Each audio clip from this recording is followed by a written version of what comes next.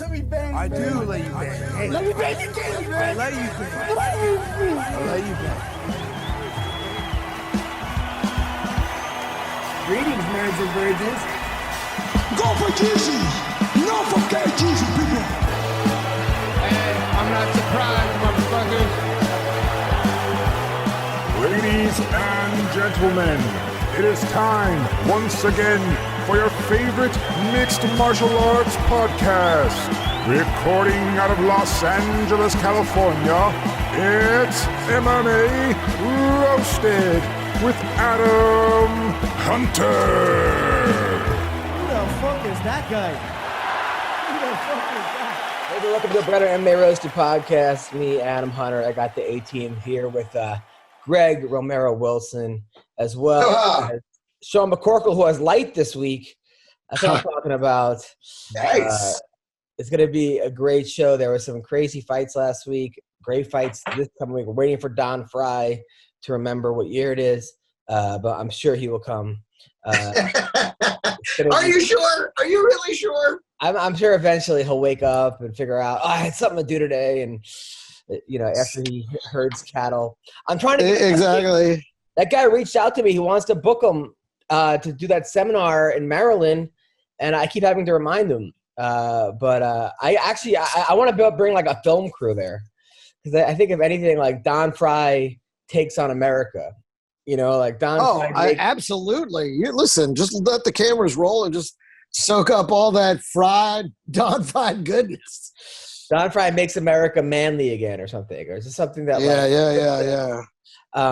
But yeah, so Man up, America.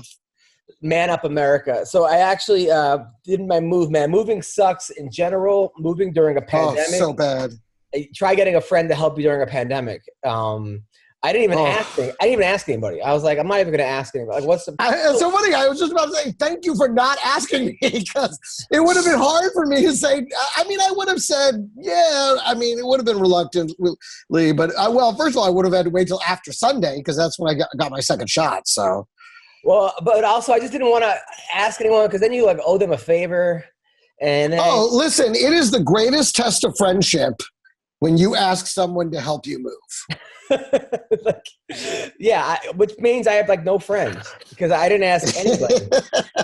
I'm so glad. Well, and that's the other thing, is my back sucks now. You know, like I can't. I don't move my own shit. I fucking hire people, because I'm like, my back. I don't want to throw my back out doing this shit. Fucking, I'm too old. I moved 150 boxes myself. God damn. We had like a pod, and then it was one of those things, like the last thing, right? It was like I had to we moved an hour away to the valley, and I drove back, and we have a dog house that, because my dog bit back when I was alive. He like bit my daughter, so I was like, all right, he'll live in the backyard. So I went out and bought a dog house, assembled it. He never went in it once. Like the raccoons were in there.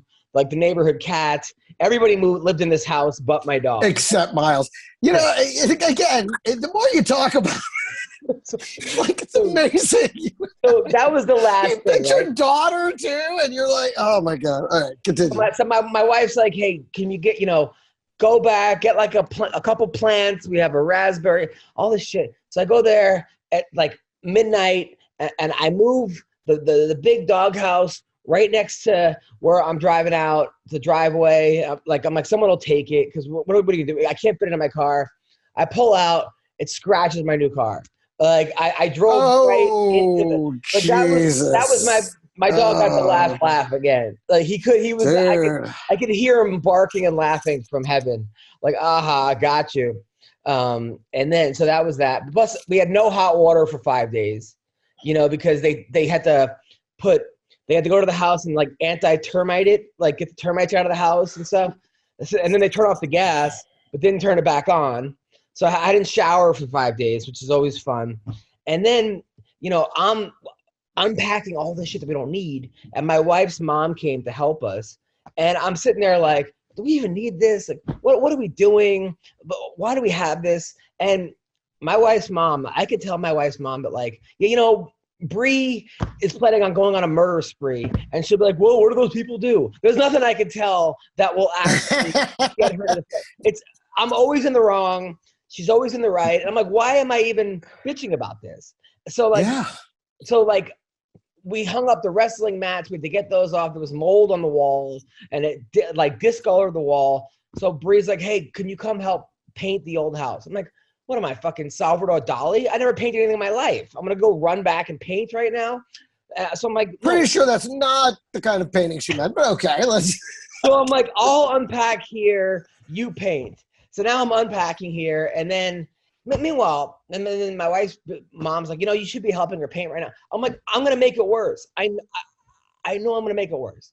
And meanwhile, so we have no time at all. I don't have enough time. She doesn't have time. And then Bree's like, you know what we should do? We should adopt one of those kids at the border, one of those Mexican kids.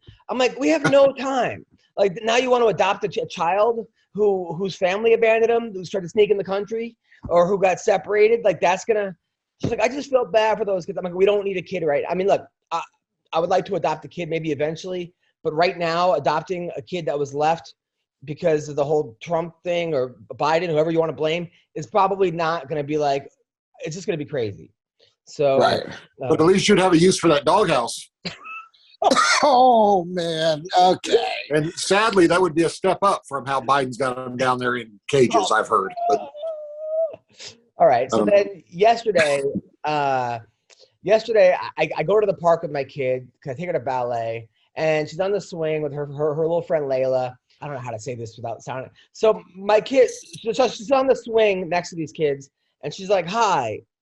She's like, "My name's Violet." The kids are like 8, 9, like 5. They ignore her, completely ignore her, right? So I'm just like, I'm like, "Hey, this is Violet. How old are you guys?" And they're ignoring me. Now I feel like the fucking creepy guy at the park who's asking kids how old they are. Because and now, but like I feel bad that my 2-year-old is being ignored. So I'm like, hey, it's nice to. My name's Adam, and this is my daughter, and she's 2, and I'm 42, and let me guess, you guys are 7. I'm bombing on the fucking swing set. I'm waiting for these kids to yell "stranger danger" and like run away. I don't know. So that was yesterday. How are you doing, Greg? Oh, everything's good. Got my second shot. Getting back out on the road. I'm not buying a house or moving into anything or, thank you again for not asking me to help you. It would have been tough. I would have had to walk around in a back brace out of pure guilt for like the next 2 weeks. And like, look at me I told you I got a bad back. I can't do it. So like, I didn't ask anybody. And then McCorkle, how are you? I've been great, man. I'm actually having probably the same problem as you, but in different ways. I found out I have no friends also. I've helped 50 people move, and no one's ever helped me do anything. I loaned one of my friends $2,000 and said, hey, you can just work it off at my new house, like if you want. He hasn't been here a day since. 2 months ago, I loaned him the money. Haven't seen him a day since. Haven't heard from him since I loaned him the money. So apparently we're not friends anymore. Almost got in a fight at Lowe's today, which was awesome. What happened? I was pulling into Lowe's, and this guy, it's hard to explain. He's on my right. He's turning left, right? So we're at a 4-way stop. I'm turning right. He's turning left, but he's on my right. So there's no way we can hit each other as long as we follow our paths. Yeah. So I don't come to a complete stop at the stop sign because I'm in a parking lot and we're both driving 2 miles an hour. The next thing I hear is, why'd you learn to you stop, blah, blah, whatever. So took my dad's advice from the old days. He said, just leave it alone. That like road rage is going to get you in trouble one day. And I've already paid a lawyer $5,000 not long ago for confronting somebody. So I pull into my parking spot. I go to get out. The guy comes pulling up, and he's waiting for me to get out. So at that point, I have to decide. Like I'm sitting there, like trying to tell myself it's not worth punching this guy in the face. You're gonna end up in court, going to jail. And I thought about just getting my gun and pointing it at him and making him leave. But I was like, you know what? No, I'll just get out. So I get out, and he goes, hey, he says something. And when I turn around, he sees me as I get out of the car. He goes, hey, I'm not trying to be a dick or anything. And I just went into a tirade of how retarded he looked and how cheap his car was and what a piece of shit he was. Because I said, you are trying to be a dick, and on and on. And so then I told him I had sex with his dad. He didn't like that. He found it really odd. That's bizarre. Usually people love doing that. He was like, he's like, fuck you. I said, fuck your dad, because I did. He was like, what? I didn't know what to say. And so then he goes, well, I had sex with your wife. He goes, pull away. And I said, I'm not even married. And like, it was really weird because like a lady in the parking lot turned and looked at me and like thought it was for her. It was really weird. So, yeah, but he had to get that last one out as he pulled away. But the one about I fucked his dad really threw him off this whole game. Like he didn't know what to say. But he was about 65 years old. He looked a little slow, like his nickname would be Mongo or something. But, yeah, and then I'm mad the rest of the day about it. I didn't punch him in the face, even though I keep thinking you would be going to jail if you did. Like, why are you mad you didn't punch him in the face? You know, like I wish I'd have hit him the whole rest of the day. So now, why do you? What is it about? Wait a minute. What is it about the age 65? Like you hit 65, and all of a sudden you're like, you know what? I'm almost out of here. I'm going to say everything I ever wanted to say. You might want to. He looked like he was trying to speed it up to me because I really was about 2 seconds. Greg, is that what you took from that? I'm more like, why do you like fucking people's dads? Because that's the most. Because he can. That's like the most disrespectful thing you can do. Because not only is their parent gay, you know what I mean? Like not only did you bang their parent, but their dad's gay now. So like it's a double whammy. It's like the worst scenario. It's way better than your mom. Yeah, but you're the one having sex with his father. Wouldn't that like also make you gay, which is fine? And also, if he's 65, his dad's been dead a long time. It was just me showing my dominance. It's not a gay thing. It's just like in prison. Like it's just about the dominance, not the. Yeah, that reminds me of the old Tyson. I'll fuck you till you love me. And I was like, oh, that's some prison shit right there. That is. Well, you don't learn that on the streets. That reminds me of like everyone's mad at Pepe Le Pew, the skunk. Oh, it's so ridiculous. For being like too, like forward, and like they said he's like into rape culture. Like we're acting as if like animals like are gonna whine and dine each other. Like, have you been to a dog park? Like, I mean, if like the one dog just starts humping the other one, like there's no like consensual dog humping going on. Well, and it's also stupid because it's not endorsing sexual harassment; it's insulting the French. Well, that's true. He's a French. He's an aggressive. They're making fun of French and the way they're. It has nothing in Pepe's to do defense, with that. Honestly, in Pepe's defense, that cat is one hot piece of ass too. So you gotta beat that. I believe it is technically known as pussy. All right. I think we have like right now. We took like 5 of the wrong takes on this. Every take is wrong between Greg's, Sean's, and mine. The important thing is Sean's not gay, even though he fucked his dad. That's the important thing to understand. Greg, what do you miss the most about being single? Blowjobs. That's probably, I mean, when you're married, you get them like on special occasions. And that's about it, So I that, and that's the thing is, when you're married, I mean, we have sex, but we don't fuck, like you do to a stranger that you're like, I don't, you know what I mean? Like Pepe Le Pew does. Like, exactly. You don't Pepe Le Pew your wife. Well, not only that. We're definitely losing all our fucking opportunities because of this show. Well, I also feel like blowjobs that like my wife will start to give me one, and then I'm like, we just go right to sex. Like I don't finish it. Right, exactly. It's like a starter, but you never get the full, But I think that's just the way it is. It just gets. Well, I only have one nut in me, so I'd rather her have like some. At least get some sensation out of it. I'll just bust and go to bed, So I'd rather at least have sex with her somewhat.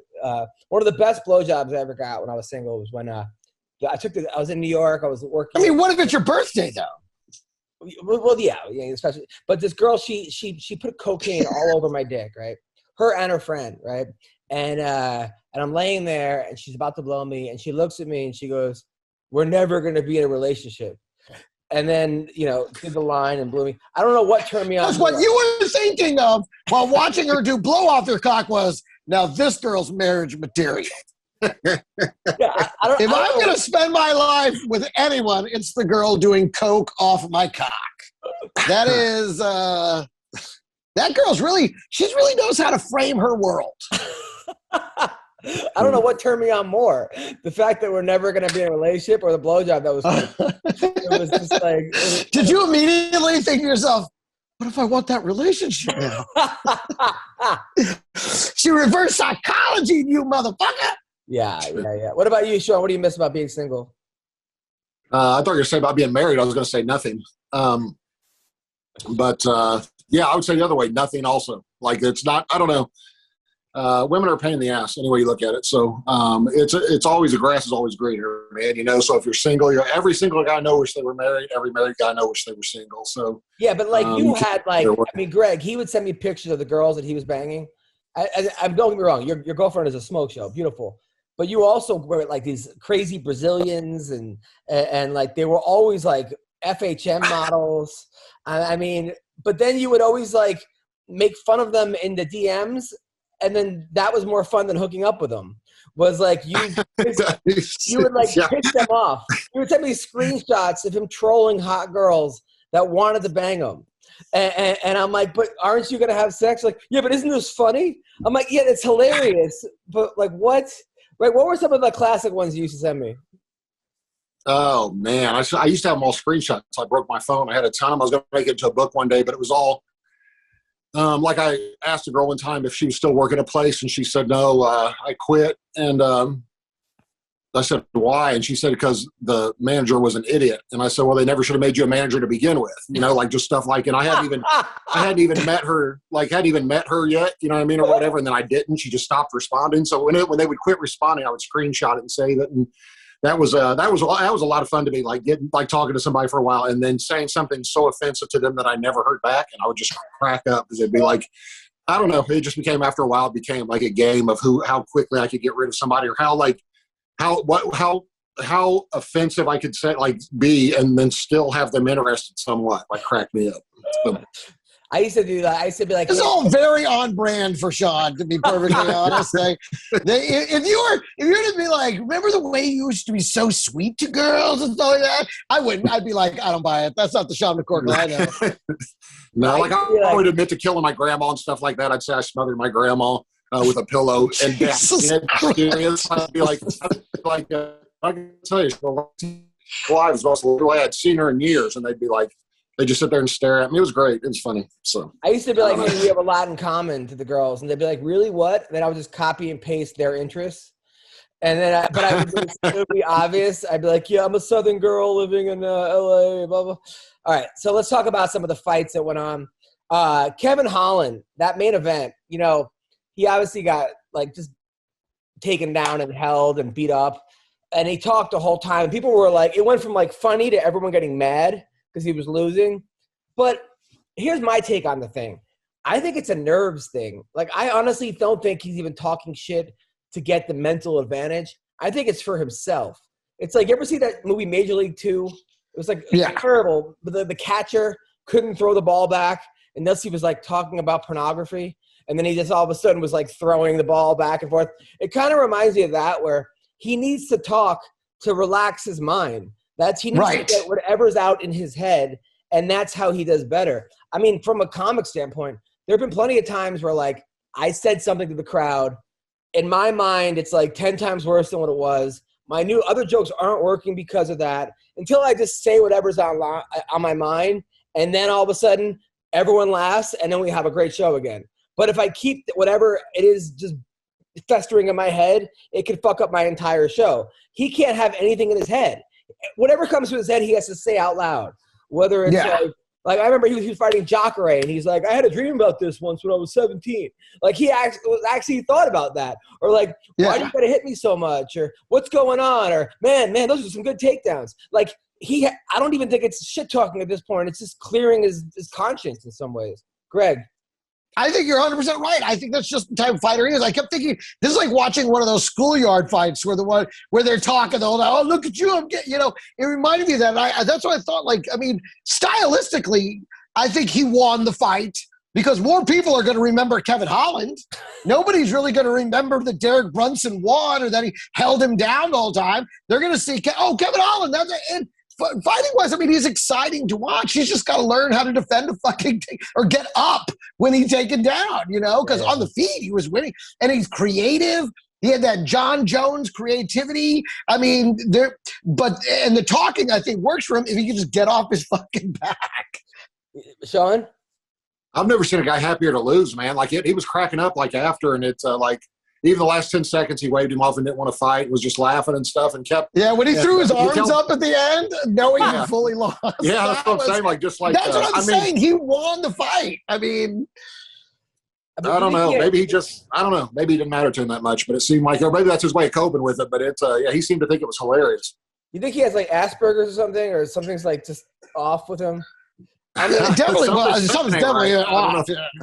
I mean, Dana White said he had a complete meltdown and reminded him of when Lennox Lewis and Oliver McCall fought. McCall started crying, and I don't think that's sad because McCall. That was not McCall's thing, was to start crying. I just think he does it every single fight. He just has to talk to whatever goes through his head. He has, and that's his way of relaxing in there.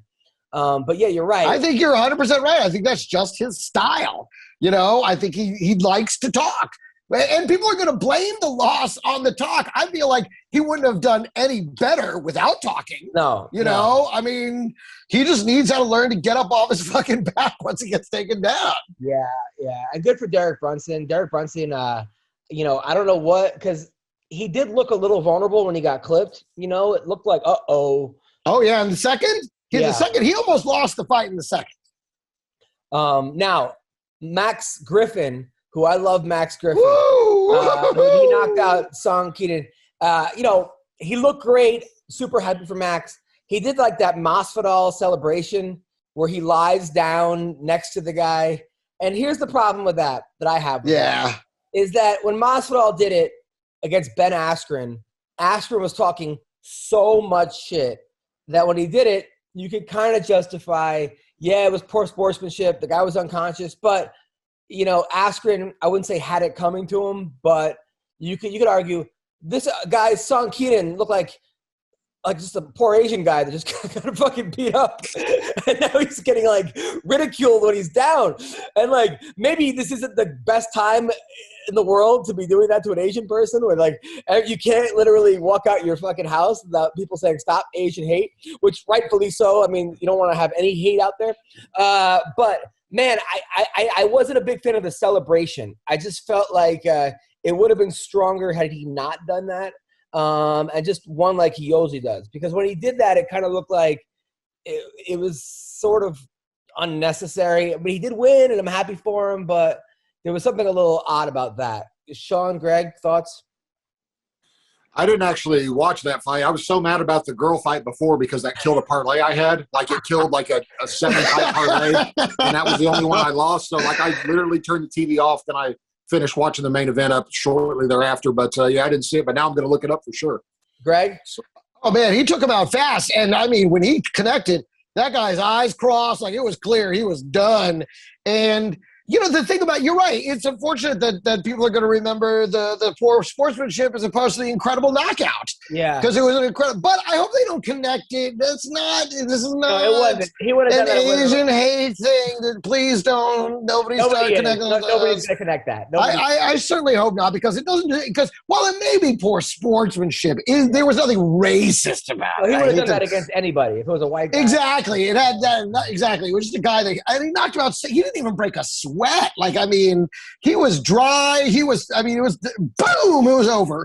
So I think he was just so, that rush of oh, fuck, you know what I mean? I mean, I think he just, he was feeling himself. Yeah, and that's the thing. I think it should be a rule if you're going to lay down next to a dude, it should be someone's dad who you have a problem with. That's what I've always gone. But, so unless he's got a problem with that guy's, the Asian guy's son. There's a lot of other guys that would agree with you. Right. I like celebrating. I just don't like laying down next to a guy who's unconscious, mocking him for it. I just feel like that's a little bit too much. And I don't think I'm not, but at the same time, I mean, I get it. It's a sport. It's a brutal sport, and you'd knock him out. But it just was like, come on, man. I mean, I always tell kids when I coach them and they act like, they go crazy when they win. I'm like, let's act like you've been here before. Yeah. Well, it may be one of those things that he regrets in hindsight. It may be one of those things that, the next day, was like, yeah, that was dumb. We'll see. If he does it again in the next fight, then we'll know that he didn't give a fuck. Well, he got his $50,000, and I'm happy because Max is a friend of mine, and he's also been around forever. He's a guy that's been around for a long time, has never tried his just due.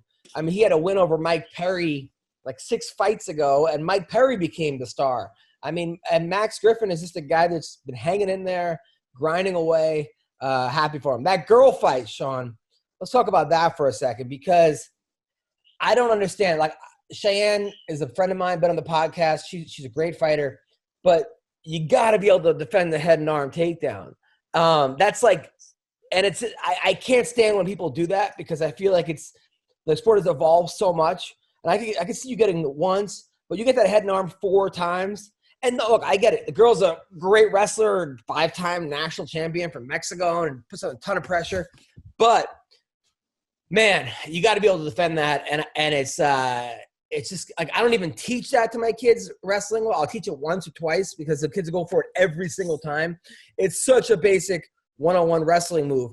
Although Caldwell did, Darian Caldwell landed on Brett Metcalf in NCAA finals, which was also like amazing, but that's a whole, I digress.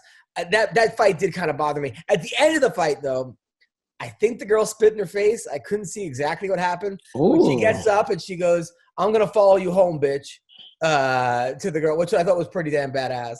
What did you think of that fight, Sean? I couldn't believe that, and maybe it's just me, man, but I've got a big-ass head. I would let people take me down like that, a good wrestler, and just go to their back every time from there. It's the easiest thing in the world. All you have to do is slip your head out. That's all you have to do. And when you're sweaty like that, it's not hard to do. Like unless the person, I mean, Tom Erickson will keep you in it, but he also keeps control of your arm the whole time and about rips it off if you try to get out. But without, I mean, unless that girl's crazy strong, I couldn't understand why she didn't put a hook in and pull her head out and take her back. She did at the end of one of the rounds. And I'm like, why did you wait till now to do that with 5 seconds left when you could have done it the entire round? I just don't get it. I don't get it. Greg? I skipped this fight. The girl did have a look though, man. She had like neck tattoos, like a fence around her neck.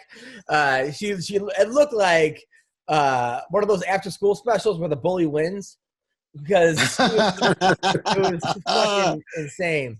I felt bad for my friend Gustavo Lopez because I love that guy. He got beat. Yanez looked good. He did. He's got some very sharp boxing. He was tagging him up pretty good. And in fact, I felt like after the first round, it wasn't even really that close. No, it wasn't.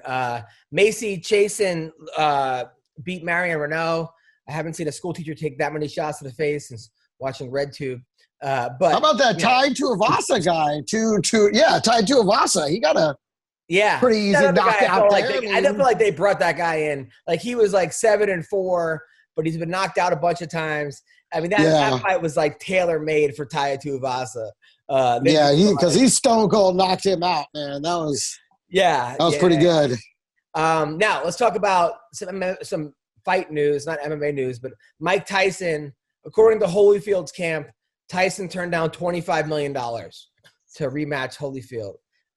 Which I can't believe he would do that. I can't believe that either. That $25 million, like from everything we know about Tyson, that's what he's been waiting for. So that doesn't make any sense. You think he wins that fight? No. I think Holyfield. I think Holyfield is probably in just as good, if not better condition, and probably a little better condition upstairs. You know what I mean? Yeah, Tyson take a lot of DMT. What about you, Sean? Who wins that fight? The third one? Right? I think from the way Tyson looked last one, he would kill him. Evander's a lot older than him too, man. I think Evander's like 3 years older than Tyson. And Tyson's already 40 or 54, 55. So Holyfield's pushing 60. But I don't know if it's true or not. I heard Tyson made between 50 and 75 million for the Roy Jones fight. That's what that was what was out there, that they had sold an enormous. So he just doesn't even need this money now.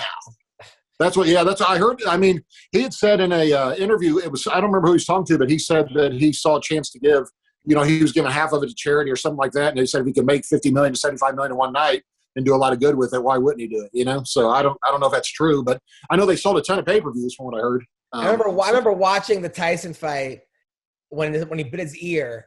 And we all watched. Yeah. And my family was just shocked. It was like they had friends over.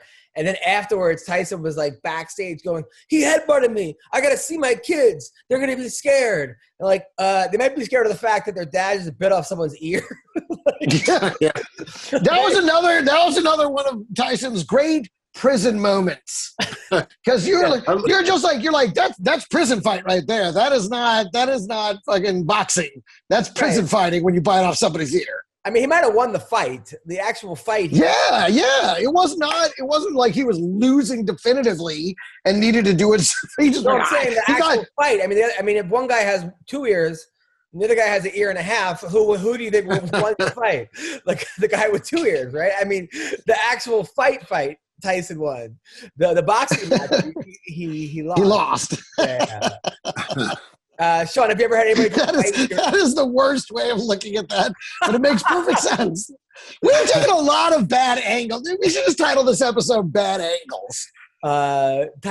Sean, did you watch that fight when it was going on live? The Tyson Holyfield? Yeah. Yeah, I lost a bunch of money on Tyson that night, too. I was outraged, man, when they just qualified him. I was like, the money was so important to me at the time. I was like, he could have continued. Like, I was like, really. And then they showed him spitting out part of his ear, and I was like, okay, maybe he shouldn't continue. I don't know. Like, it was, it was a little much. So if that isn't grounds for disqualification, I don't know what is. I want to say I lost $500 on it, and that's when $500 was a lot of money to me. I remember back then. So, Greg, what were you thinking during that fight? I couldn't believe it. I was shocked. I was just like, he bit his ear. He bit his fucking ear. He's looking at his ear. Because remember, he starts jumping up and down holding his ear. Remember that? Like stomping his feet like a child who wasn't getting a toy at Toys R Us. Yeah. You know? Like just, and immediately I was like, this is different. Something happened. This isn't right. This isn't like, I just knew something extraordinary had happened. He had his glove over it, so you couldn't really see it. And then Tyson spits out there. You're like, what is he? And then he pulls it off, and I'm like, oh my God. Fucking, I knew it. He's been institutionalized. He doesn't know how to not prison fight anymore. Now, Greg Frye, I heard you might fight Tyson. I'm out many days a week, except for Tuesdays. I like to take a Metamucil on Monday, and then Tuesday is a slow road. It happens. Now, do you think you could beat Tyson? You're gonna beat Tyson. I'll beat 9 Tysons at the same time. Wow, that's a lot of Tysons. We are talking about the chicken, right? Tyson chicken. I'll kick a chicken there. I need to tell you where to fucking put a chicken. I'll fuck that chicken's father. By the way, McCorkle, there's a thread now on the underground. Basically saying Tom Erickson, who would Tom Erickson lose against back in prime Tom Erickson? You're a guy who trained with Tom Erickson. Could anyone have beaten him back in his prime? God, I don't know. I would have loved to see him and Fedor go, man. Like, I know Fedor didn't want to fight him. He said he was too big. But Tom was, even at 50, Tom was a nightmare. I can only imagine. I know that people say, well, look, he lost to Heath Herring. Like, yeah, Heath Herring threw a wild knee from hell, that fly knee that caught him. Could happen to anybody, you know. And then, but he almost murdered Kevin Randleman, and they were friends. Like, they were really good friends, and he almost killed him in their fight, punched him like 5 times after he was out, you know, after killing him standing up. So Tom was, I think he was late 30s even when he fought in Pride. So if they'd got him in his late 20s, Tom's a guy too. From what he told me, he didn't even wrestle like till senior year in high school or senior year. He just found out he was an amazing wrestler. And so just a freak. So like his senior year, he joins a wrestling team, wins a state championship, goes to, you know, full ride to Oklahoma State, and kills everybody there. And he was, for like 16 years straight, the second best wrestler in the United States behind Bruce Baumgartner. It's either Baumgartner or Boxleitner. One of them's a movie guy, and the other one I can't remember. Baumgartner. But, he could beat guys that beat Baumgartner, but he could never beat Bruce. So, wow. All right. Well, there you go. There we have it. The guy who actually trained with Tom Erickson. This guy seems like a nice guy, by the way. He was. Is there any chatter on there about our Schwab? Yeah. They liked it. Well, this guy's a super fight fan. Now he's like. Now he's going crazy with it. Like Hoist Gracie versus this. He just keeps now it's like every dream matchup. The guy's got a lot of free time, but he's very informed though. Like he writes a whole thing about why the guy would have won or why he would have lost or the guy. No, I meant the McCorkle versus Schaub challenge. This is a huge thing that we put out there. And nobody gives a fuck. Everyone's like, man, no, we don't want to see it. Like, come on. Like everything else in my life. Oh, stop. I was gonna say, I would have thought all the. I mean, as much as they love to bark about every little thing that I would have thought they would have loved the McCorkle Schaub challenge. Yeah. So we're gonna put that out there. We're gonna hashtag McCorkle versus Schaub. Please put it out there on Twitter. Let's talk about this week because. Stipe versus Ngannou, the big heavyweight fight. Stipe won the first one, just dominated him, took him down. It's one of those things where this is an interesting rematch because Stipe knows how he can lose. Like, and he's got one way to lose, which is to get knocked out. To get out wrestled by Ngannou. And Ngannou knows how he could lose, just getting taken down. It's like each of them know what the other person's going to do, which makes it very interesting because they fought it before. And I don't know. I still think that Stipe is going to do the same thing he did in the first time for some odd reason. But, I mean, you know, he got hurt by Stefan Struve, Stipe. He's been rocked before. He got knocked out by Daniel Cormier. This dude hits a lot harder than both those guys. So even him hitting you at like 70% could knock you out. How many people can say that? Like 50% could knock you out. McCorkle, what happens here? I hope Stipe wins. I'll be rooting for him. I'm actually friends with him. But I think Ngannou, man, with that ungodly punching power, like all he has to do, like you said, is touch you. And I would think between two fights, I mean, he got Stipe dropping in the first one in the first round. I would say, man, just sheer odds. If he throws 20 punches standing up, one of them's going to land. And I think he'll be – I don't think he'll be any more gun shy. I think he'll be, hopefully for him, better at defending a takedown. But Stipe won that fight, but, I mean, he went through it to win it, you know. So I would probably say Ngannou being younger, having the experience before, will probably win. If I had to bet, I would bet on Ngannou. Greg? I think it all comes down to one thing for me, and that's whether or not he has used this time to practice his takedown defense. I mean, that's it. If he's done that one thing, and he can stop Stipe from taking him down, then it's over. Then Francis wins all day. If he can keep it on the feet, he will knock him out. I mean, he's bigger than him. He's stronger than him. All he has to do is just not let him take him down. So if he's been practicing his takedown defense, because he's strong enough to force him back up. So if he can just use that and stop the takedown, then there's no reason in the world that Ngannou shouldn't quite relatively easily win this fight, in my opinion. Well, I mean, look, word on the street is he's tough to coach. And he's tough to train with. I mean, well, that's what I'm saying. It depends on if he's decided, I want to learn how to do this and practice it. Because if he's like thinking, no, I can get him, I just need another shot, then I think Stipe definitely has a chance. He was at Syndicate. I think he was at Extreme Couture. He's still there. I know he was with Dewey part-time. Before that, he had this old guy in his old team in France. He's been around. But also, how hard is it, Sean, to get a guy like a Division I wrestler, heavyweight, to train with, who's going to – and I heard he goes 100% in sparring. Like, I know guys that are like, I'm not sparring with this guy because fuck that. There's no 50% with him. So how hard is it to get a guy like as big as Stipe to practice taking him down in sparring? I mean, is it hard to find guys like that? Yeah, I could never find guys to train with. I'd always help guys get – kind of like the moving thing. I would help them get ready for fights, and I would go 50%, let them beat me up. And then when it was my turn, they always had better things to do, you know, like the big dudes. But I would, yeah, I mean, if he's smart, he will spend the majority of his time on his cardio and on takedown defensive wrestling. He doesn't have any technique standing up at all. He just throws bombs. So, I mean, he doesn't need to necessarily refine that to win. Stipe's not going to stand with him if he doesn't have to. So it shouldn't be hard to get guys to wrestle with him. He's not going to find much luck getting guys to spar with him other than pro boxers. And even they aren't going to want to do that if he's going to swing wild like that and try to take their heads off, you know? So it's anybody that goes 100%, they're not going to – nobody wants to spar with guys like that. Well, and I think – you know what? I think it'll be pretty obvious pretty early on what kind of fight we're going to get. I really do, because obviously he's not going to want to get taken down. He's going to come out swinging pretty wildly early, and if Stipe can duck it and take him down, we're going to find out right away what kind of fight it's going to be. It's just hard because, you know, you realize quickly that it's hard to find really good heavyweight wrestlers out there because most guys that are that good at heavyweight wrestling go into football. They're like, okay, yeah. I can work 10 times as hard in a wrestling room and not get paid and maybe go into MMA if I'm lucky and have to learn 10 other techniques.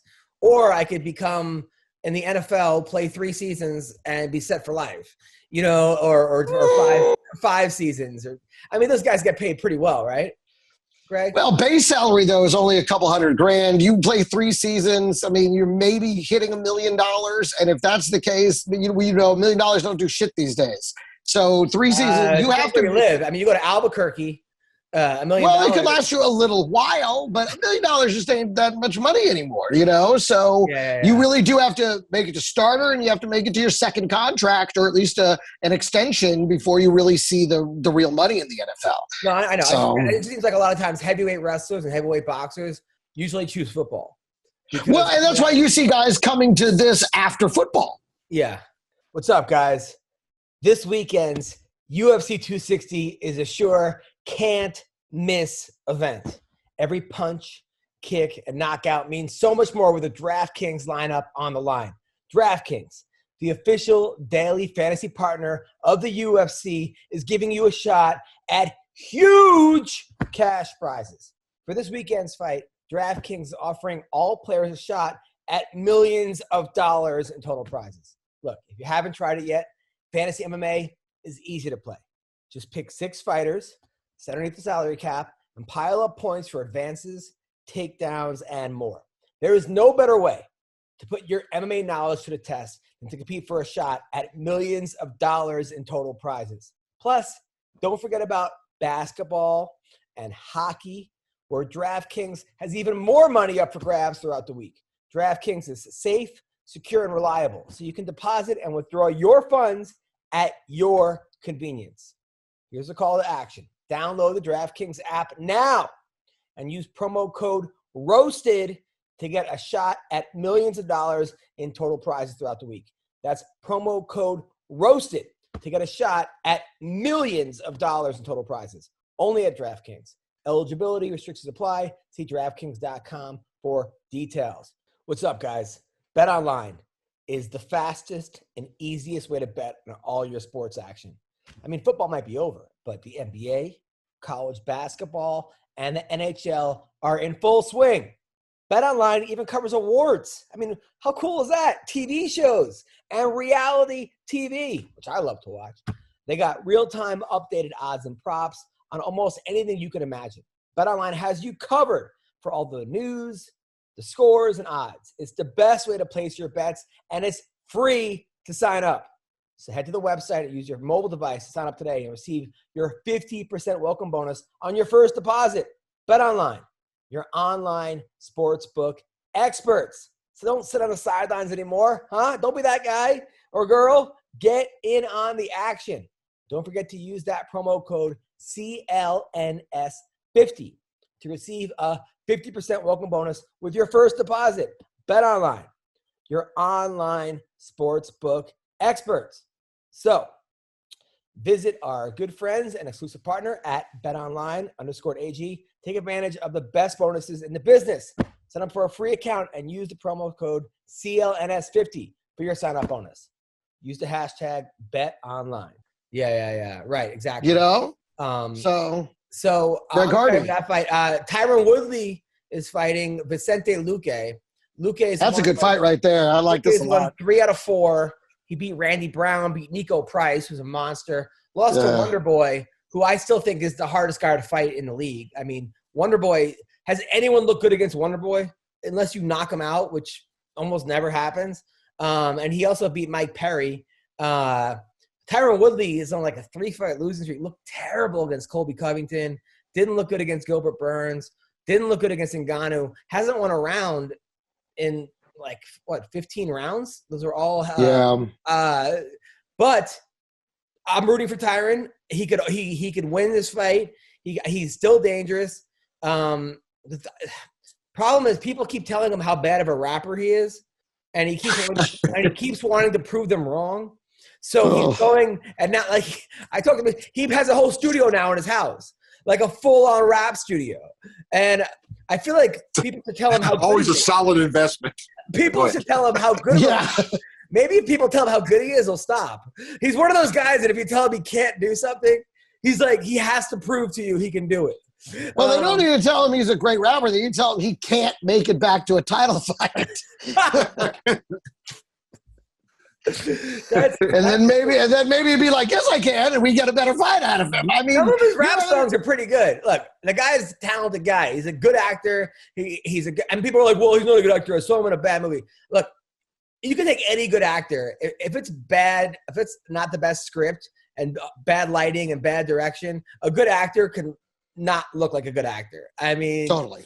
You could, I mean, even now, you watch some people, actors, you're like, holy shit. You watch some of their earlier work because it just, and then you could take like a okay actor, but give him a fucking bomb-ass script and do it 25 different takes, different angles, and they look like fucking Marlon Brando. You know, it's just a matter of, so people want to shit on Tyron. He's a talented guy. Now, he's the most talented fighter. That's his fighting and his wrestling is, he just needs to get back to a place. I don't know what he needs because I'm not his coach, but I know he's not even come close to his potential his last 3 fights. Thoughts on this fight, Greg, Sean? Talk. I mean, I'm amazed that Woodley is still ranked as number 7. Like he's been sliding so far down the totem pole. I'm amazed that for me it's Vincent Luque. I think it should be an easy win for him.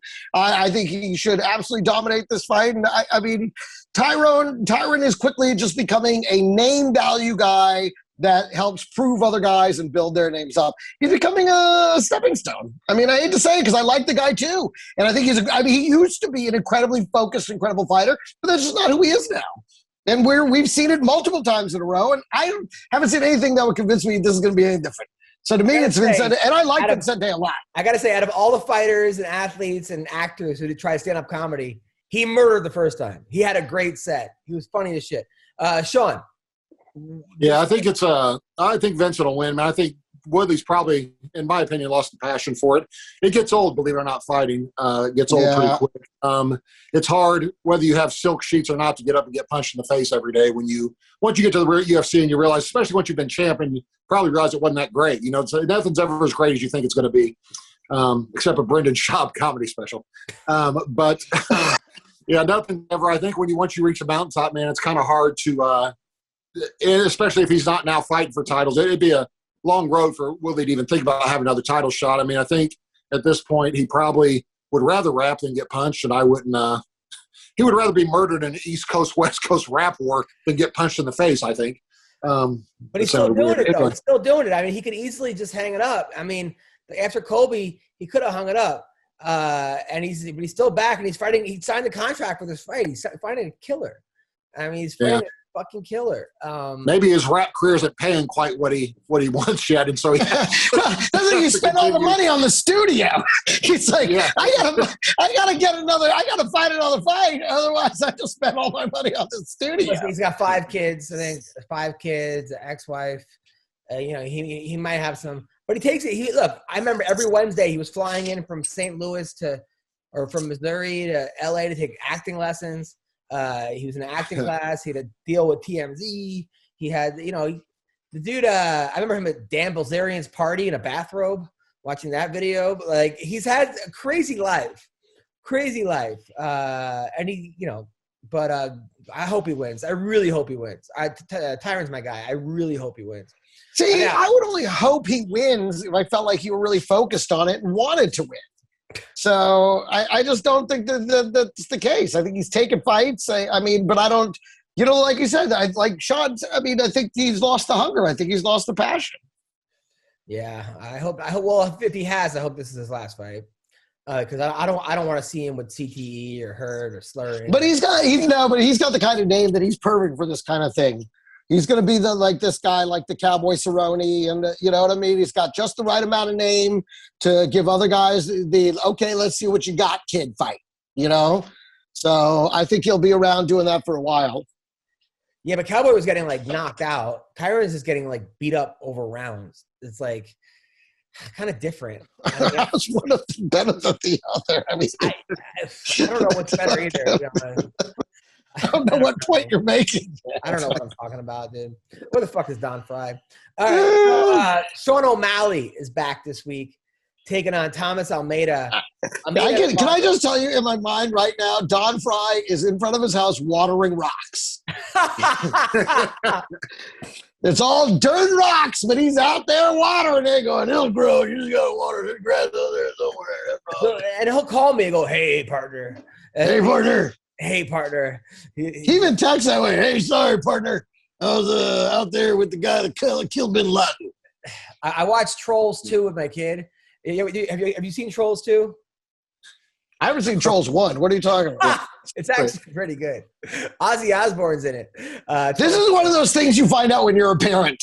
You have to watch all these movies. You're like, hey, this is actually pretty good. See, the guys that make them are really smart. They realize parents have to sit through these movies too. So they put in jokes and stuff specifically for adults that the kids don't really get. But as an adult, you're like, oh, okay, I see you. That's why Shrek is so good. Shrek 1, Yeah. 2, 3. But Trolls 2, there's a guy named Growly Pete. He goes, growler, growler, growler. Like Don Frye could have easily been Growly Pete. That's hilarious. Who did the voice, you know? Was it somebody famous? I'm sure. I'm sure. Here, I'll look it up. Growly Sam Pete. Rockwell or something.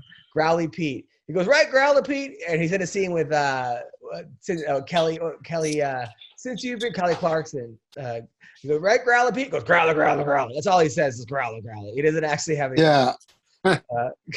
So maybe it is Don Frye. Yeah. Oh, it's some guy named Kevin Michael Richardson. I don't know him. Well, that guy's great. His Growly Pete's amazing. It should have been Don Frye. I was going to say, listen, if they want to save a little money on Trolls 3, you call Don Frye. And if you want to save slightly less money, you call Greg Frye. Sean O'Malley is taking on Thomas Almeida. Almeida has lost 3 in a row, 4 out of 5. I remember when Almeida was the hot new thing. Remember when? Yeah. This is a good fight for O'Malley because both these guys are super flashy, and we'll see what. Look, O'Malley's coming off a loss, although I know people are going to disagree with me. I don't consider that a loss. I don't. He fucking his ankle gave out or his shin gave out. Yeah. It was weird. He wasn't like he got like wrecked or dominated. He literally like just like rolled his fucking. Like he blew a tire. Yeah, right. Exactly. I don't know. I'm excited about this one because this is gonna be a good fight. Because Almeida is still a fucking monster. Yeah. So, who we betting on, McCorkle? O'Malley for sure. Man, I'm with you on the ankle thing. You can get hurt. Like I dislocated my shoulder in a fight one time. And everybody kept saying, you just looked really tired to me. And I was like, yeah, I was tired of fighting with a dislocated shoulder. Like no one found it odd that I didn't use my right arm the rest of the fight. After 30, like I go a full 3 rounds without using my right arm or 2.5 rounds. Everybody's like, yeah, you just looked out of shape to me. I was like, yeah, that's what it was. I just got really tired and I quit using my right arm. But you get hurt like that, it changes everything, man. Like it really does. If whatever he hurt his ankle or whatever, you can't fight like that. Not for long. So you dislocated your right shoulder? Yeah, I threw a punch, dislocated my right shoulder, backed up, looked at it, saw it hanging with a 3-inch gap where my shoulder joint is, and looked at the guy, and I thought, I'm not losing to this fat moron because I couldn't stand a dude.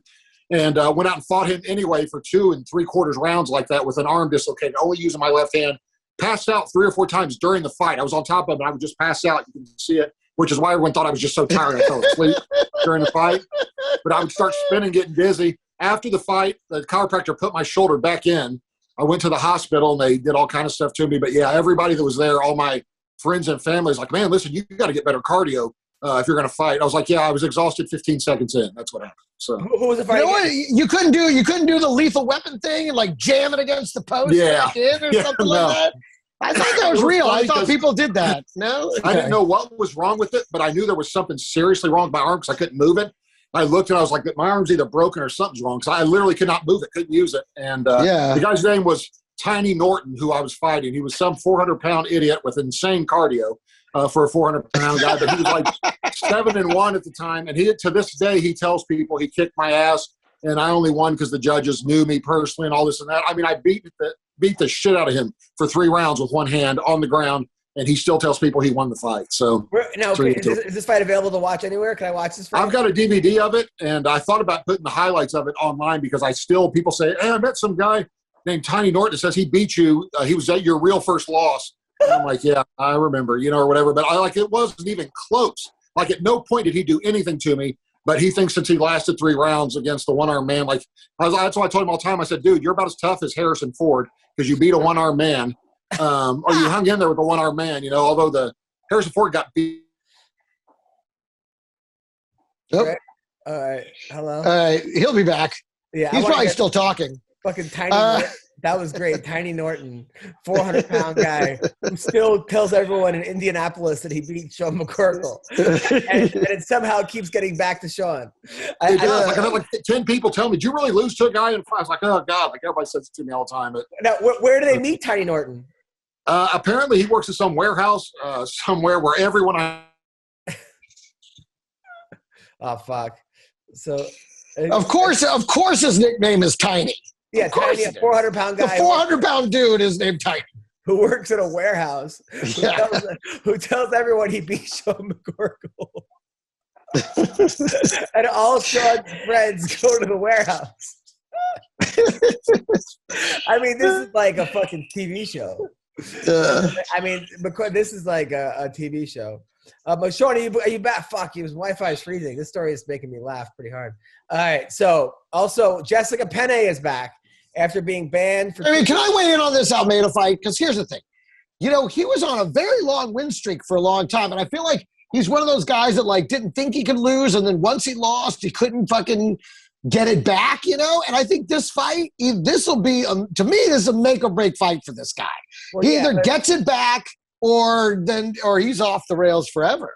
Yeah, it's funny. He came to my show, a real nice guy, and very like thin, skinny guy. You wouldn't realize how much of a fucking badass this guy is. You think he's like this nerdy dude. All right, so Tiny Norton, Sean, you're back. So he works at a warehouse that all your friends go to, and he tells everyone he beats every time they go. But they're all like going and buying something like a ladder. And then Norton is working behind the counter and then tells them that he beat. Yeah, do all your friends need feed and grain? Is that what it is? he must, I don't know, he must say it to everyone, just like, hey, do you know Sean McCorkle? And then they're like, not really. And he's like, I beat him in a fight one time. Like, but it's like I said, I'm really going to put it online. I really am someday going to put it on YouTube just to show how ridiculous. It wasn't even close, but he tells people that all the time. And I tried to rematch him. I didn't want to fight anymore after I dislocated my shoulder, but I agreed to rematch him like 8 different times. And he would not show the day of the fight or the night of the fight. He wouldn't show like 8 different times. And he kept saying he wanted to rematch when I had my shoulder dislocated. I was going through rehab and physical therapy. I was like, dude, I got to wait till my shoulder gets better. And then he kept saying it when I would see him at fights, when I would go to the warehouse. No, but I would see him at a fight. He'd be like, well, we should give me a rematch. And I finally just told him, why don't we just fight tomorrow at the gym? Like, if you want a rematch so bad. But then he did a big thread on the underground. It was hilarious. He did a big thread on the underground, and it was titled, Sean McCorkle, The Offer Is on You. And, like, I didn't even know what that meant. And so I told him, I said, listen, if you put an offer on me, I'm putting the cowl on you, and post that video over the guys. You ever seen the cowl video where the guy's rapping? And he goes, now the cowl is on me. And he gets punched for having the cowl on him. I don't know what it means, but it was a rap battle. But that became on the underground. If you tell somebody, like I told Josh Barnett one time that I was going to fight him, and he said, you'll get the cowl put on you. And I loved it because he didn't know I made that up. Oh, like, or whatever. Hilarious. That became like something people said on the underground for years, like, be careful. Or 2 guys would argue and be like, wait, is that an offer or a cowl that just got put on each other? Like, they didn't ever know which one it was. So it was, it was really funny. But I even had some T-shirts made once that had California's logo, like the University of California, how it says Cal. Yeah. And it had the real small above it. And it was awesome. I ended up selling some of those. I still got one somewhere. Based on this guy's threat? Yeah, on the cowl being on somebody. Some guys on the underground bought him. It was really, really funny. Can I just tell you something? There's nothing that scares me more than when McCorkle starts something with, it was actually really funny. Because what's coming next is actually going to be really funny, or the most not funny thing you've ever heard. Sean, didn't you go to like an underground party one time? Yeah, man, they asked me. I was in Las Vegas, and somebody said, hey, we're getting a bunch of people from the underground together. Will you show up? I think it was at, what's the one with the volcano out front? In Vegas, the hotel with the fire out front, the Mirage. Right. Okay. Yeah, it was at the Mirage Sportsbook, and they were like, yeah, all the underground guys are going to come there. So they would come up and introduce you to them as their screen name. I'm Terry S435. I'd be like, oh, okay, cool. I didn't know. Oh, you don't remember me? I'm Jimerson's glove. I'm like, I don't know, man. I'm Babraham Lincoln. Like, they all have these different different names or whatever. And it was odd. It was like a mixture of it looked like probably they were dressed like the Antifa people. Yeah. Even though I've heard that doesn't exist, but everybody it kind of emo, kind of like I felt like I was going to a Marilyn Manson concert or something. But it was. They were like, oh yeah, a bunch of pro fighters are going to be there. I was the only fighter that was there. I was the only one that showed That's up. what I was going to say. I was like, it sounds like it was a fucking sausage fest. That's what that sounds like. Right. It was really odd, man. It was weird. There was about 25 people there. Themselves as their screen name. Yeah. They did, yeah. I mean, they were saying like, Abraham Lincoln. I was like, oh, okay. Like, I didn't know if it was their name, their given name, or what their, like. Were there any girls there at all? Any chicks? Like a couple, but they look like emo type girls, like the kind of girls that have been working at a tattoo parlor doing piercings. Like that's what it, that's like not so bad. Right. Yeah, it was strange. That's when I quit thinking I quit caring what anyone thought on the underground about me because I realized who those people were, and I'm like all these people think I'm going to lose to Mark Hunt. I'm like, cool. Who are these people? You know what I mean, or whatever. Yeah. Like who are they to think anything about fighting? That's the worst. It's like, because for some reason, I always assume when someone's insulted me on the internet, they have this like great life with the hot wife, and they're just like, right. Oh, whatever. And then you meet them in person, and they're like, they look like they've been on like a 9-week meth binge, and their eyes are going in like 37 different directions. And they're like, "Hey, you gonna be at the?" And you're like, I gotta get out of here. Like, I just like, I have something to do. I don't know what. I think Bert Kreischer told a story. From what I heard, someone else told that like somebody said he wanted to fight him, so he agreed to fight this person, and he drove like an hour to fight somebody from the internet, and he got there, and it was like a 9-year-old. Right. And he lost. That's what's even worse. He got to the McDonald's to fight the guy, and it was like he was wearing exactly like, I'm gonna be wearing this and this shirt and all that. And the kid was like 9 with like his mom or something. He's like, you know what the fuck am I doing with my life? All right, so let's talk about a couple other things. So Jessica Penny is fighting this week. She was on like a suspension for steroids, but I don't think she was on steroids. Like, I know Jessica really well. I think it was, if there's anybody I think didn't know what the fuck she was putting in their body, it was Penny. She's fighting this other girl, Hannah Goldie, who I think has an OnlyFans account. By the way, so people keep like sending me pictures of people with OnlyFans accounts. Please, I appreciate it, but stop. Like, I don't. My wife sometimes like goes, "Let's read each other's messages." I don't need this. Number one, let's just have a fun game. Let's look through each other's messages. That always ends well. Can I tell you something? I mean, not to. Sometimes the things she says, I can imagine if hey, I was reading about this fun little thing couples do now. We just hand each other our phones, and we just scroll through each other's text messages and see what's going on. See, and the worst part about that is she knows she's going to spring it on you, so she's had time to clearly, make sure, curate her feed, to make sure it's all the top messages are all like, "Oh, Adam's so great. I couldn't do it."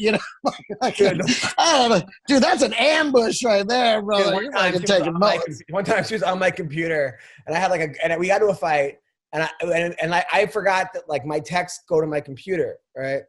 And, so I was like texting from my phone, but it was showing up on my computer while she was on it, and my wife and I were in a fight.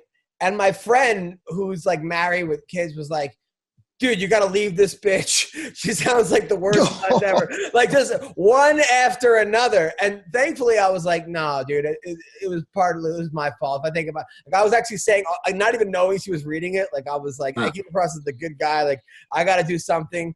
But it was like, "Trust me, dude, I've been there. Just get divorced. Okay." Oh my God! He's like, you'll have partial custody of the kid. I went through with my first wife. It's so much easier. You do everything for her. Like it just kept going. And now like I'm not allowed to hang out with that guy anymore. Yeah, I was gonna say, he's not invited over anymore. Like of course not. Yes, he put himself on the shit list. Absolutely. Like if he only knew. And it was all like projecting about him and his marriage. Like he's going, right. He had like the worst marriage ever.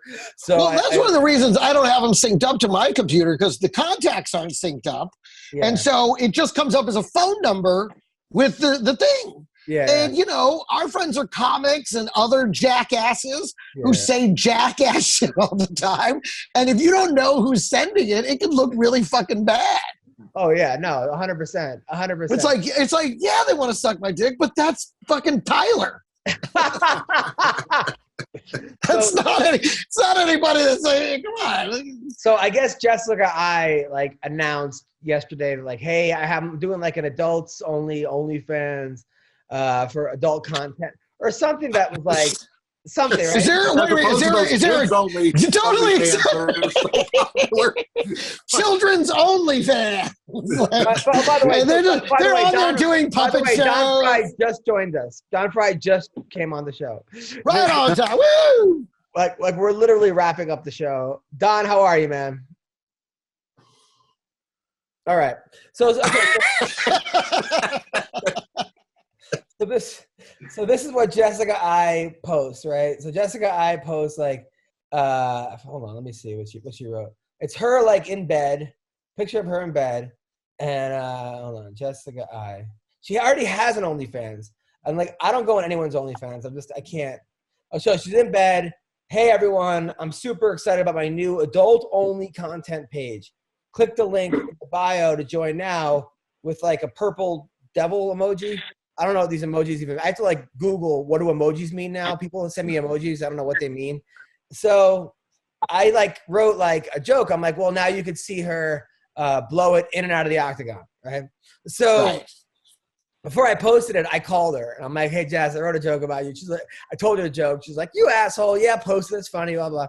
But I'm like, hey, are you sure you want to do this? Like, because she's like, oh no, I'm not gonna post naked things. I'm just. It's one of I go, but you're a role model and you're ranked number 3 in the world. And I go, you just make sure you have a line because it always starts with like, oh, I have an OnlyFans, and then I'm gonna go topless. And, well, and that's the thing is when you say it's adults only and put the little purple devil emoji on it, you're sending a very specific message there.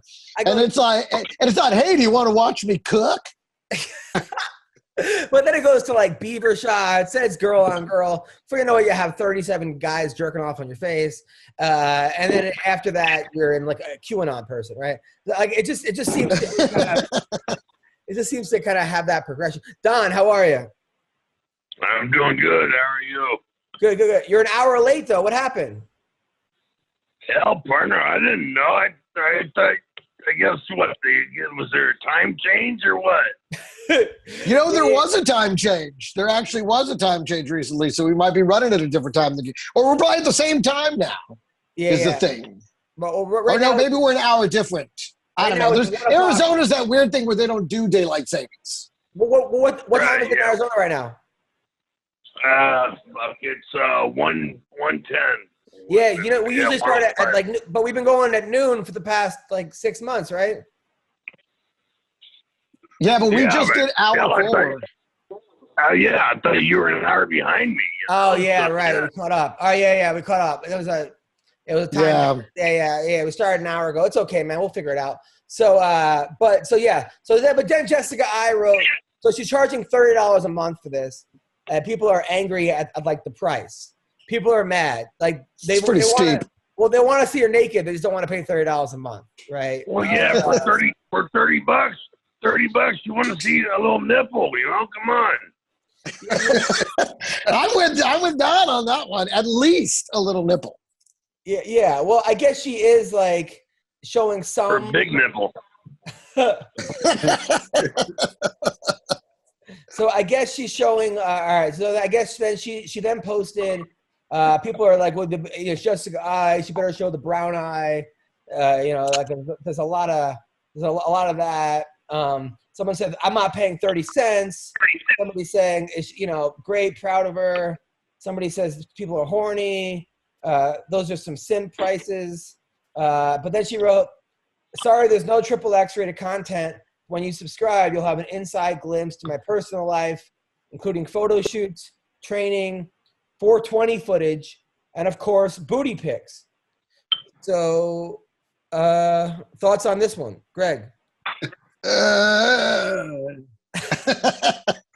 I'm still stuck on someone saying they were proud of her.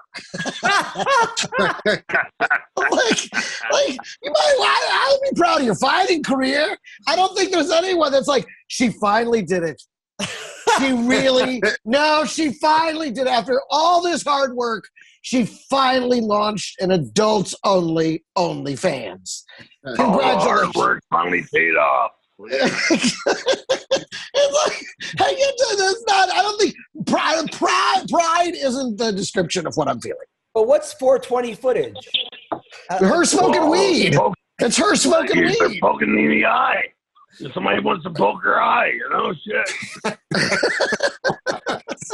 I mean, so we get to pay for her smoking weed?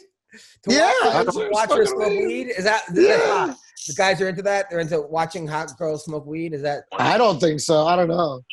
420 was also Hitler's birthday, so maybe it has something to do with that. All right, thank you. That's Thank true. You, I'm just saying. all right, and now It really lines up that you know that right off the bat. Sean, is there anybody that you would pay $30 a month to see the exclusive content?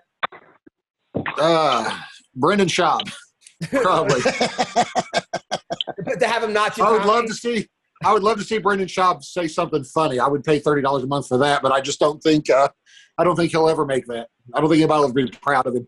It reminds me of when I was at the Oasis concert recently, but it wasn't Oasis. It was just like Noel Gallagher. And Right.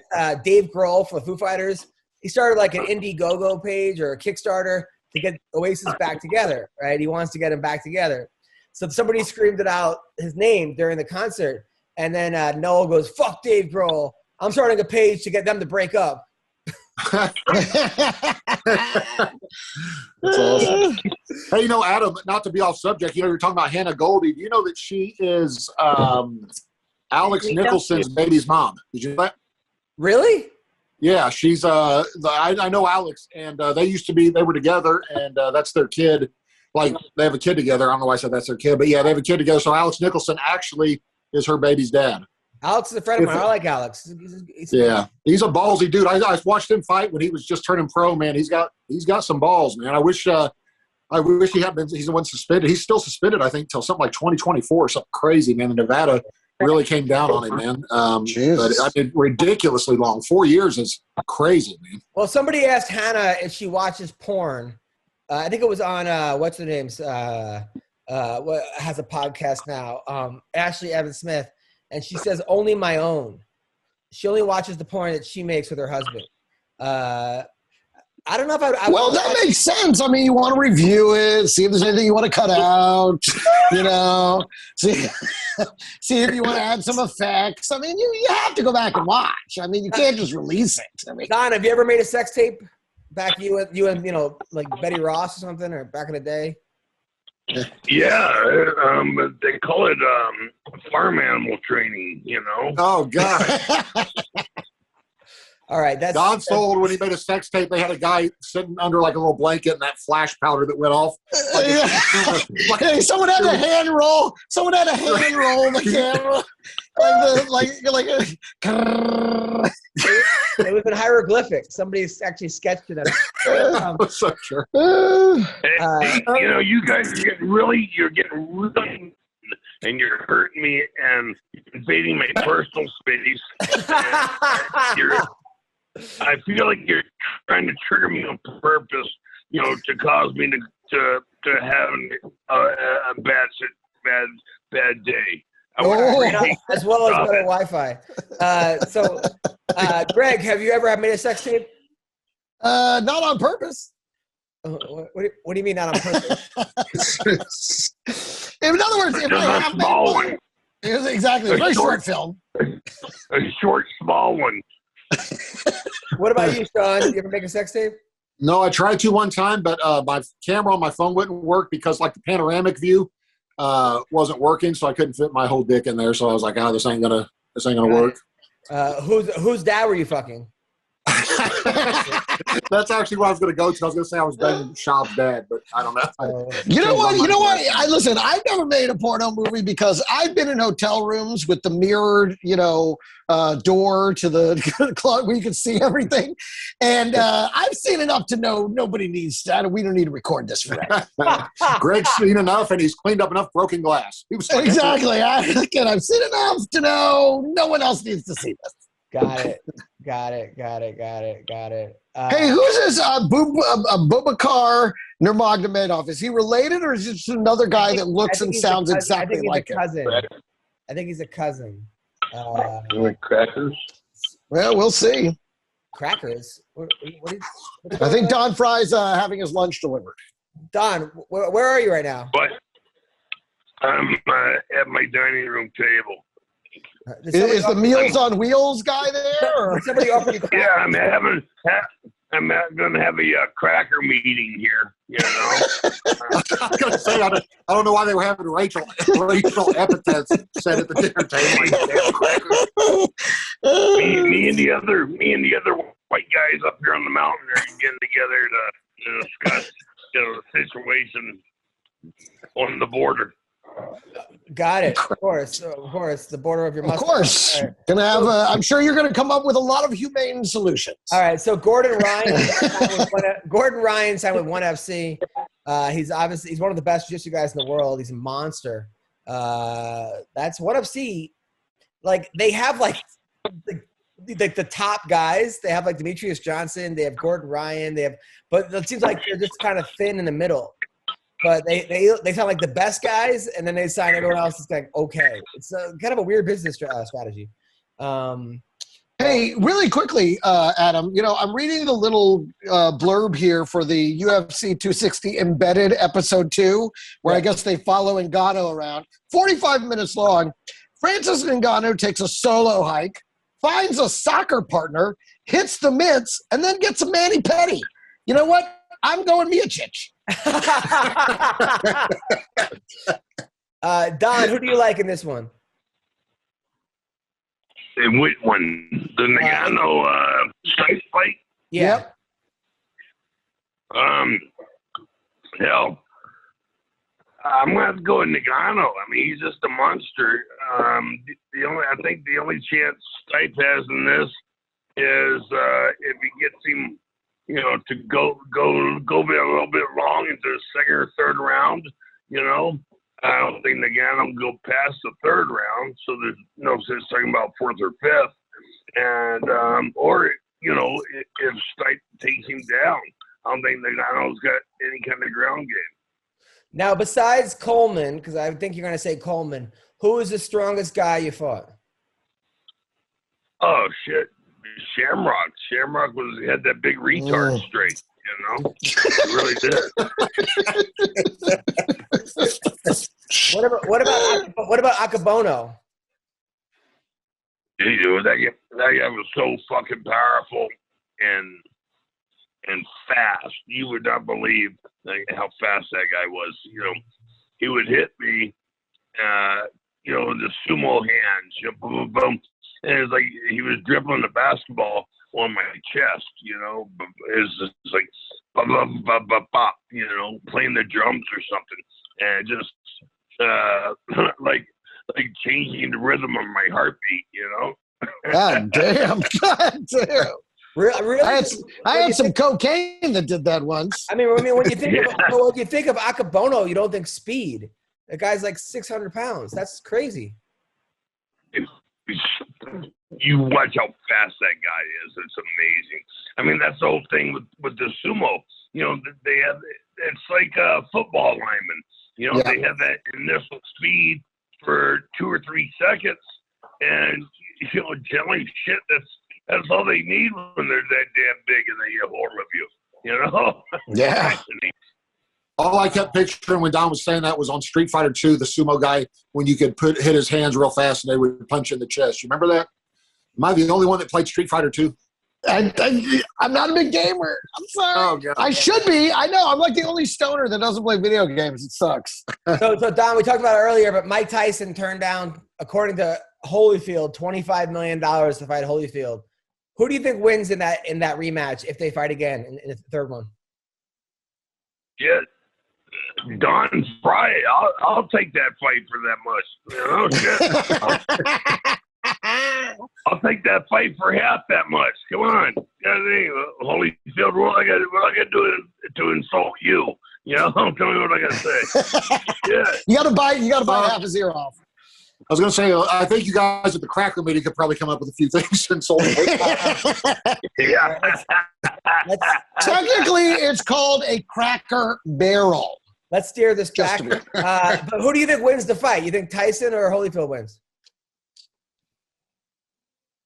You know, I don't know. I haven't seen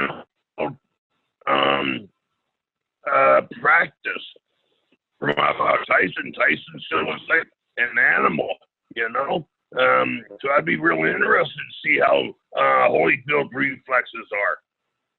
Now, Don, for a guy that is a black belt in judo, and you're what, like a fourth Dan or something, some kind of crazy. How come we didn't see you use your submissions as much as other people that do judo? Oh my! In my fights, what are you talking about? Because none of my fights you see from the distance. Right. So you know, that's either submission or knockout. You know. Yeah. And I think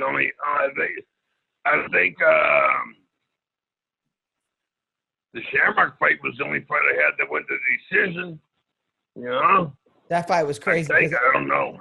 I don't know anybody but you that would have not have tapped to those heel hooks. I don't know anybody. I don't think there's a fighter out there, right, Sean? Yeah, no, Don was he was ballsy, man. I saw him. I told you I asked him that one time about a guy who was breaking his arm, and you could tell Don hadn't even thought about tapping. The guy's got him in a full arm bar, and I guess it was some kind of judo Olympian or something, whoever was fighting him, and Don just let him snap it, and the ref finally stopped it. But yeah, I asked Don about that. So what were you thinking when that was going on? And Don said, buddy, I was so high that night, I probably didn't even know I was in an arm bar. But I think he was just being modest. I am curious, we were talking about animals earlier. How much, Don, seriously, how much would it have to pay you to fight like a Rottweiler? Like if you had to fight an animal, because I would do that for $25 million. I'd fight any animal that wouldn't kill me. Like if I could stop it before I die, like how much to fight an animal?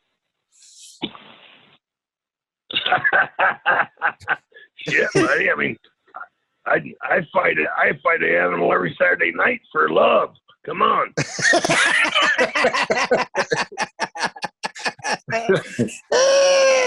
He doesn't know her name. All he knows is that a water buffalo careened into his bed. Yeah, see, I jumped the fence, sneak into the zoo, you know. By the way, Don, I get DMs from girls, by the way, who are pretty good looking that say to me that like they have the biggest crush on you. I think they might have daddy issues or something because they say that like that when you talked about having herpes, they said it's worth getting herpes from you. Just by the way, so just so you know. Yeah, my girlfriend doesn't think so. Shit. She makes me wave at her as she walks by, you know. It's like the Hannibal Lecter scene, you know, where the crazy guy in the next cell jacks off and throws it in her face, you know. Oh my God. All right. Well, I think now, Don, will you please watch the fight Saturday night? Please. Oh yeah, I look forward to this. Yeah, I want to watch this. You know, I mean, I'm very interested in watching the World Heavyweight Championship. In boxing and in judo and MMA, you know, fighting. You know, fuck yeah, that's the one that, you know, everybody's interested in is the World Heavyweight Champion. And you damn right, I'm gonna venture out. I'm gonna venture out my cave and go to town and watch this one. Yeah. Did you watch the NCAA's wrestling over? No, I didn't even know. Steve, my sensei Steve asked me if I watched it, and the same thing. I didn't even know, man. So I was pissed. It was pretty good. Now the guy who's trying to get you to go out to Maryland to drink beers, shoot guns, tell old stories, and also teach a seminar. Have you contacted him? Not yet, buddy. I've had a lot of phone problems. Like the CIA has got an invisible aircraft over top my house, and it's blocking the majority of my telephone transmission and reception. Got it. Well, I mean, obviously, if it's invisible, that's how you know. Yeah. There's an invisible. Can you hear it? Do you feel a brush of wind? How do you know it's there? Greg, have you ever met anybody as manly as Don Frye? There is no one. He's 4 times the man of. Okay, if you took all the men on earth and bound him into one man, he's still 4 times that man. Wow. That's amazing. I mean, when you fought Tank Abbott, that must have been the manliest fight ever. All right. I mean, that was like, I can't think of two more manly men than you and Tank Abbott. Although I'm talking about prime Tank. Tank with the wig. Yeah. That was a little strange. Like it's one thing to have like hair implants or. Or did he go to like hair club for men or something? Or No, I mean, he had like a full on. He had no hair, and then he had like it looked like one of those old presidents.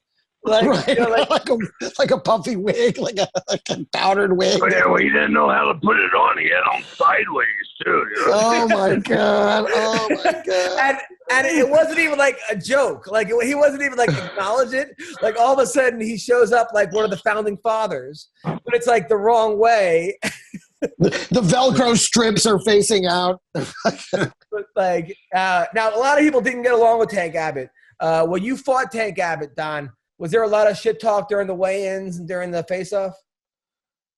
There's no fucking weigh-ins back then. Jeez, what the hell's wrong with you? You guys didn't weigh in? You just show up and fight. No. They just had a carnival marker guessing what they weighed. All right. Well, back when it was like back when there was face-offs, did you and Tank have a lot of words against each other? No, I don't even know if we had a face-off, did we? I think we were in our back then. They put you in the you go into your corner and you stay there until Big John walked in the middle and said, "Let's fight." There's no fucking face-off. You went in that cage. You went in that cage to fight, and one reason, not the fucking, not the. Do promos or anything. All that shit should have been done, taken care of. And, there was no chance to fucking feel your opponent out. You were there to fucking fight. You got after it, man. I mean, there was no pictures beforehand. You guys didn't take nothing. There was no shit talking at all, huh? No. Generally, you didn't know who you're going to fight, Yeah, because when the two guys gonna fight, and one guy loses, the other guy advances. You didn't know who the hell it was. No, after you beat him, was he cool? Was he nice? He shake your hand? No, he was a dick. He was a dick. Yeah, so I didn't have any problem with him until a year or so ago. I saw him on YouTube claiming that I paid that idiot Mark Hall to fucking throw the fight. Fuck them both. Fuck them all. I didn't pay anybody to throw a fight. I didn't ask anybody to throw a fight. I didn't have anybody on my behalf ask anybody to throw a fucking fight. So fuck off. Does this mean that Tank Abbott's not going to be invited to the cracker meeting? No, that doesn't mean that at all. No. So listen, Don, you beat Mark Hall 3 times. Why would you pay him the third time to lose? That's the stupidest thing ever. What's that? You beat Mark Hall 3 times, right? Yes. So why would you offer him money to lose the third time? That makes no sense. Right. That's right. Makes no sense at all. You don't pay a guy. I mean, you don't pay a guy off that you already beat twice. No, and shit. I had brought a buddy of mine, Dave Norch, who was a paramedic, and after the Gary Goodrich fight, Dave stuck an IV line in me and rehydrated me. Man, I felt like I was gold. I was right as rain. I was ready to get back after it again, first as a daisy. Yeah. And that's how it went. Shit. Yeah, well, Tank Abbott, I mean, obviously, I think at one point he wanted to fight Ronda Rousey a couple years ago. I was going to say, isn't he the guy that challenged Ronda Rousey? The fuck, dude? The class act. Yeah, so I wouldn't put too much stock into what he said. All I know is back in the day, though, he was a badass. I mean, he was a pioneer. He was like the first, I would say the first bad boy of the sport almost. I remember one fight, he had to throw a guy out of the cage. And I actually ran into Tito Ortiz one time, and I was like, he trained him for that. And I go, I heard Tank throw a guy out of the cage. Why? He goes, somebody bet him in practice. I bet you can't throw the next guy out of the cage. So he actually tried it during the fight. Like, Right. but the guy just would have walked Right. out. But Yeah. So that was Cal Worsham, you know, in the first round of the Ultimate too. yeah. And you know, everybody wanted to fight Cal because Cal was a weak link of that fucking night because he had almost died back in May. He fought Zane Frazier at UFC 9 and broke a rib and punctured a lung. You know, so Yes. yeah, how healthy could he have been? You know, in 6 months. I mean, so say it takes 3 months to heal. Now he's got to get in shape.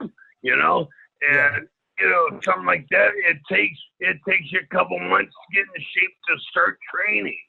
You know, so I mean, Cal Worsham, God bless him, he's a tough son of a bitch for putting up all that bullshit and showing up to fight. You know, everybody else, they get a cold nowadays, or their hairbrush doesn't work right. You know, and they call off. I would love for Don to be like my grandfather. Can you imagine Don's your grandpa? Oh, he's definitely going to give your daughter some great advice. But he'd be great, man. Like, imagine having Oh, Don as, absolutely. like, Uncle Don. Absolutely. You know, he like comes to your wrestling matches, your fucking fingers falling off. Get back in there, you pussy. Back in my day when I fought at Ultimate, I didn't have arms. Hey, you got 9 more. Okay, it's 2 feet away from the heart. You know, we were watching. Away from the heart. That's what my old wrestling coach used to say, Manny Martinez. He said, if it's more than a foot away from the heart, you'll live. You know, Unless it's your kidneys. Yeah. Well, listen. Not Greg, on this body. Greg, what do you got coming up? I will be finally hitting the road. I will be going Wednesday night here in LA. I'm doing a live show at Muddle and Twist.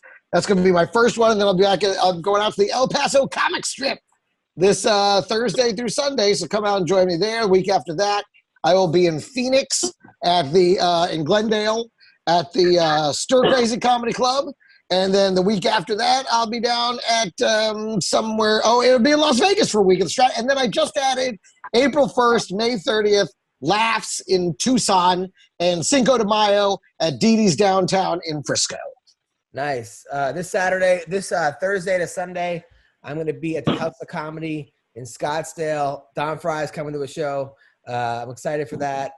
Which one? Yep. The House of Comedy. Oh, you're at House of Comedy. Yeah. McCorkle, what do you have coming up? I'll just be trying to fight people in Lowe's parking lots the rest of the week, and I'm painting my fence out front. That's interesting. So, Thank you guys so much. Take care. Have a great week, guys. Bye-bye. Bye.